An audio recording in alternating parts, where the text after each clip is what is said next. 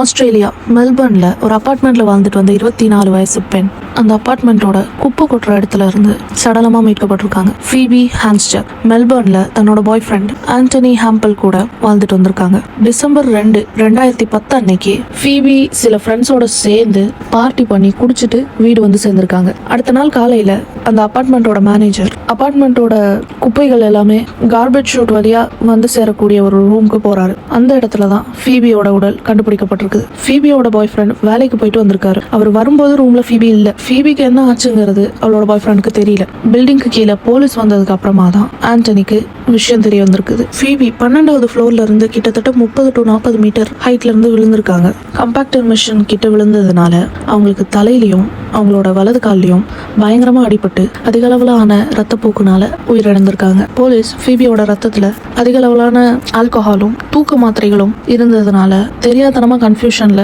அந்த குப்பை குழிக்குள்ள விழுந்திருக்கலாம் அப்படின்னு சொல்றாங்க. ஆனா இந்த கார்பேஜ் ஷூட் அப்படிங்கிறது ரொம்பவே குறுகிய ஒரு ஸ்பேஸ்.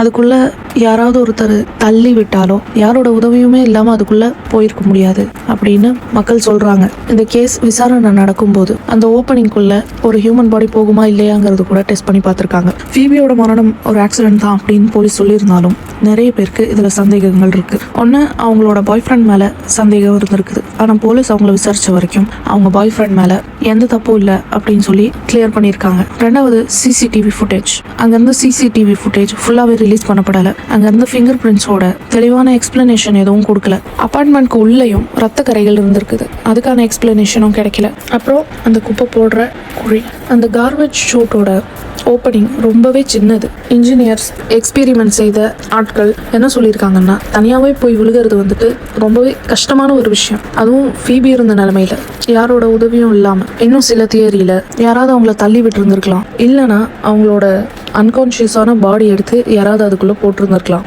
இப்படின்னு சொல்றாங்க. ஆனா இதுக்கான எந்த ப்ரூஃபும் இல்லை. அஃபிஷியல் ரிப்போர்ட் இது ஒரு ஆக்சிடென்ட். ஆனா அந்த குறுகலான குழி, விசித்திரமான காயங்கள், விடை இல்லாத கேள்விகள் இன்னுமே ஒரு மர்மம் தான். ஃபீபி ஹான்ஸ்டரோட மரணம் மெல்பர்ன்ல நடந்த ஒரு விசித்திரமான சம்பவங்கள்ல ஒன்று. இந்த கேஸ் பத்தி நீங்க என்ன நினைக்கிறீங்கிறத கமெண்ட்ல சொல்லுங்க.